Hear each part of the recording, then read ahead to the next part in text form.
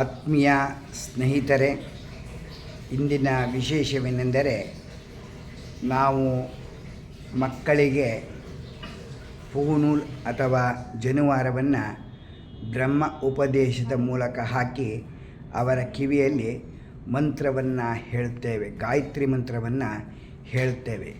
ಏಕೆಂದರೆ ಅವರು ಜನಿವಾರವನ್ನು ಅಥವಾ ಪೂನೂಲ್ ಹಾಕಿಕೊಂಡ ತಕ್ಷಣ ಅವರು ಮುಂದೆ ವೇದ ಅಥವಾ ಪಾರಾಯಣಗಳನ್ನು ಕಲಿಯಲು ಅವರಿಗೆ ಒಂದು ಸ್ಥಾನವಿರುತ್ತದೆ ಎಂದು ಆ ಉದ್ದೇಶವಾಗಿ ಅವರಿಗೆ ಮಾಡುತ್ತೇವೆ. ಅನಂತರ ಪೂನೂಲ್ ಎಲ್ಲ ಬ್ರಹ್ಮೋಪದೇಶ ಮುಗಿದ ಮೇಲೆ ಅವರಿಗೆ ಬೆಳಗ್ಗೆ ಸಂಧ್ಯಾವಂದನೆ, ಮಧ್ಯಾಹ್ನ ಸಂಧ್ಯಾವಂದನೆ, ಸಂಜೆ ಸಂಧ್ಯಾವಂದನೆಯನ್ನು ಅವರಿಗೆ ಪ್ರತಿ ದಿವಸ ಮಾಡುವ ಹಾಗೆ ನಮ್ಮ ಸಂಸ್ಕಾರದ ಮೂಲಕ ಅವರಿಗೆ ಹೀಗೆ ಮಾಡಬೇಕೆಂದು ನಾವು ಅವರಿಗೆ ಹೇಳಿಕೊಡುತ್ತೇವೆ. ಹಾಗೆ ಮಾಡುತ್ತಾರೆ. ಅನಂತರ ಕೆಲವರಿಗೆ ವಿಚಾರ ತಿಳಿದಿರುವುದಿಲ್ಲ. ನೋಡಿ, ಇದು ಈ ಗಂಟಿದೆಯಲ್ಲ, ಈ ಗಂಟನ್ನು ಬ್ರಹ್ಮಗಂಟು ಎಂದು ಹೇಳ್ತಾರೆ. ಈ ಬ್ರಹ್ಮಗಂಟಿಗೆ ಗಾಯತ್ರಿ ಮಂತ್ರವನ್ನು ಹಿಡಿದುಕೊಂಡು ಹೇಳುತ್ತಾರೆ. ಅನಂತರ ಬಾತ್ರೂಮ್ ಅಥವಾ ಟಾಯ್ಲೆಟ್ಗೆ ಹೋಗುವಾಗ ಈ ಗಂಟನ್ನು ಕಿವಿಗೆ ಹೀಗೆ ಸುತ್ತಿಕೊಂಡು ಹೋಗುತ್ತಾರೆ. ಬಾತ್ರೂಮ್ ಹೋಗಿ ಎಲ್ಲ ಕಾರ್ಯಕ್ರಮ ಮುಗಿದ ನಂತರ ಕೈಕಾಲು ಮತ್ತು ಗಳನ್ನು ತೊಳೆದುಕೊಂಡು ಅನಂತರ ಬಿಚ್ಚಿ ಆಚನಮನವನ್ನು ಮಾಡುತ್ತಾರೆ.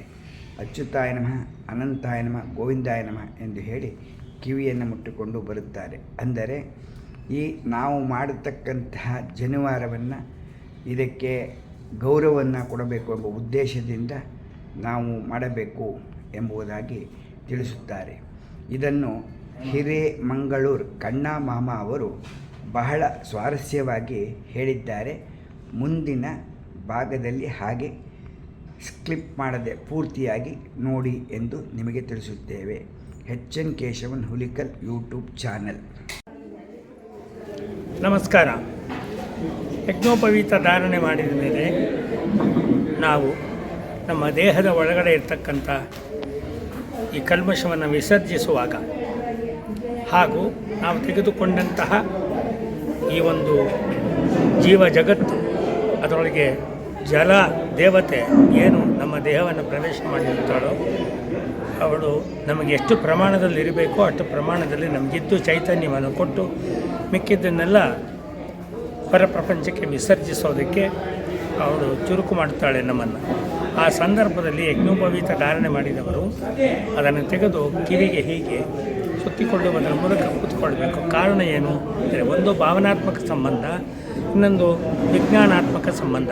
ಭಾವನಾತ್ಮಕ ಸಂಬಂಧ ಅದು ಗಾಯತ್ರಿ ದೇವಿ ಅಂತ ಹೇಳಿ ಆ ಬ್ರಹ್ಮಗಂಟಿಗೆ ಹೇಳಿರ್ತೀವಿ. ಆ ಬ್ರಹ್ಮಗಂಟಲ್ಲಿ ಗಾಯತ್ರಿ ಅಂತ ಹೇಳಿದಾಗ ಏನೆಲ್ಲ ಗಾಯತ್ರಿ ಒಳಗೆ ಮಂತ್ರ ಇರುತ್ತೆ? ಓಂ ಭೂಃ, ಓಂ ಭುವಃ, ಓಂ ಸುವಃ, ಓಂ ಮಹಃ, ಓಂ ಜನಃ, ಓಂ ತಪಃ, ಓಂ ಸತ್ಯಂ, ಓಂ ತತ್ಸವಿತುರ್ವರೆಣ್ಯಂ ಭರ್ಗೋ ದೇವಸ್ಯ ಧೀಮಹಿ ಧಿಯೋ ಯೋ ನ ಪ್ರಚೋದಯಾತ್. ಅದಕ್ಕೆ ಕನ್ನಡದಲ್ಲಿ ಪ್ರತ್ಯಯಗಳನ್ನು ಸೇರಿಸಿ ನಮ್ಮ ಕುವೆಂಪುರವರು ಬಹಳ ಸುಲಭವಾಗಿ ನಮಗೆ ಅರ್ಥ ಆಗುವ ಹಾಗೆ ಮಾಡಿದ್ದಾರೆ. ಈಗ ನೀವು ಈ ಮಂತ್ರ ಕೇಳಿದಿರಿ ಆಯಿತಾ, ವಿಶ್ವಾಮಿತ್ರ ಸೃಷ್ಟಿ ಅಂತ.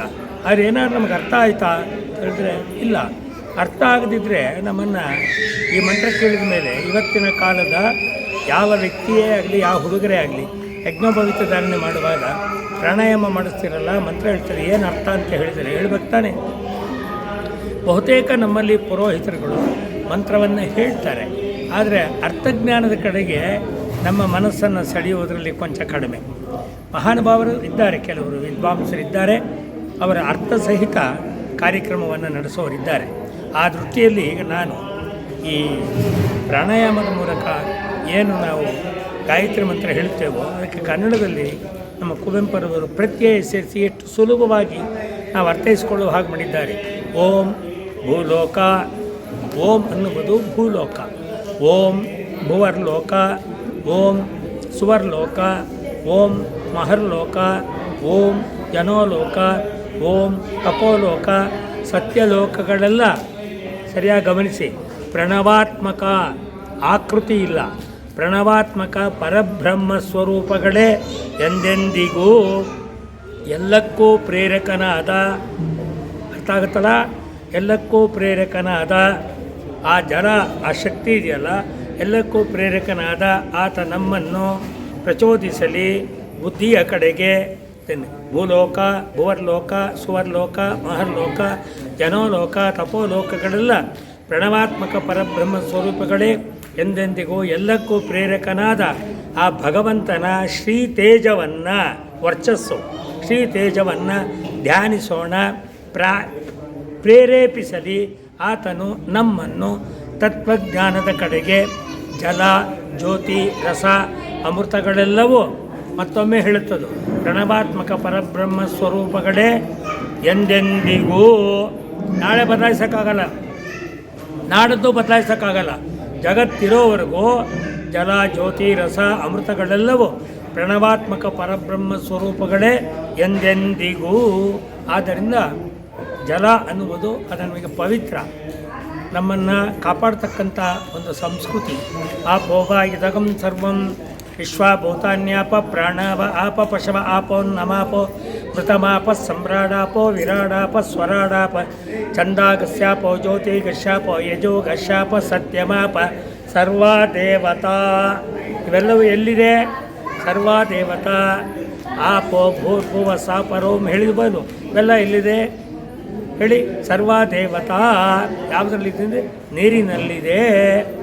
ಇನ್ನೊಮ್ಮೆ ಕೇಳ್ತೀರಾ ಮಂತ್ರನ? ಆಪೋವಾ ಇದಗಂ ಸರ್ವಂ ವಿಶ್ವಭೂತಾನ್ಯಾಪ ಪ್ರಾಣವ ಆಪ ಪಶವಗ ಆಪೋನ್ನಮಾಪೋ ಮೃತಮಾಪ ಸಮ್ರಾಡಾಪೋ ವಿರಾಡಾಪ ಸ್ವರಾಡಾಪ ಛಂದಾಗಸ್ಯಾಪೋ ಜ್ಯೋತಿಗಶ್ಯಾಪೋ ಯಜೋಗಶ್ಯಾಪ ಸತ್ಯಮಾಪ ಸರ್ವಾ ದೇವತಾ. ಆಪೋ ಭೂರ್ಭುವ ಸುವರ್ ಆಪ ಓಂ. ಎಲ್ಲ ದೇವರುಗಳು, ಎಲ್ಲ ಚೈತನ್ಯಗಳು ಇವಲ್ಲಿ ಸೇರಿಕೊಂಡಿದೆ ಅಂತ ಹೇಳ್ತಕ್ಕಂಥದ್ದು. ಆದ್ದರಿಂದ ಅಂತಹ ಪವಿತ್ರವಾದ